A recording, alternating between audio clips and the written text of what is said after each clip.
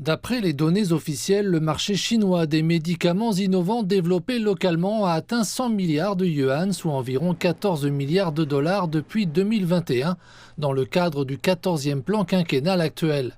L'anticorps monoclonal anti-PD1 produit par Junshi Bioscience à Shanghai a été le premier médicament innovant développé par une entreprise chinoise à recevoir l'approbation de l'Agence américaine des produits alimentaires et médicamenteux en 2023.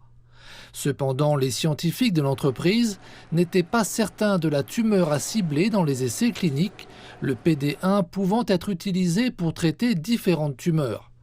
Quant à la réalisation d'un essai clinique de phase 3, elle était coûteuse. En 2018, nous avons été cotés à la bourse de Hong Kong et en 2021, nous sommes devenus publics sur le marché Star. Ces cotations ont été cruciales pour lever des fonds nous étant destinés. Cela a joué un rôle clé dans le soutien de nos efforts de recherche et développement et de production.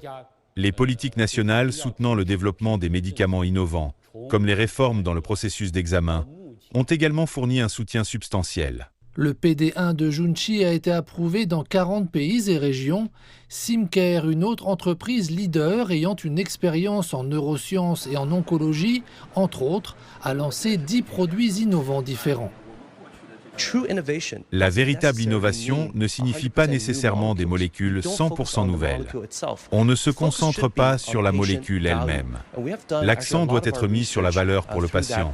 Et nous avons en fait réalisé une grande partie de nos recherches en fonction de cet aspect. Les accords de licence à l'étranger pour les médicaments innovants chinois ont atteint près de 66 milliards de dollars au premier semestre 2025. Nous ne nous considérons pas simplement comme vendeurs de produits. Nous pensons à établir les plateformes adaptées pouvant créer des produits capables d'être partenaires hors de Chine. En juillet, la Chine a lancé de nouvelles mesures couvrant la recherche et développement pharmaceutique, l'application clinique et le paiement des coûts. Il s'agit du reflet du soutien sans faille du gouvernement central à ce secteur.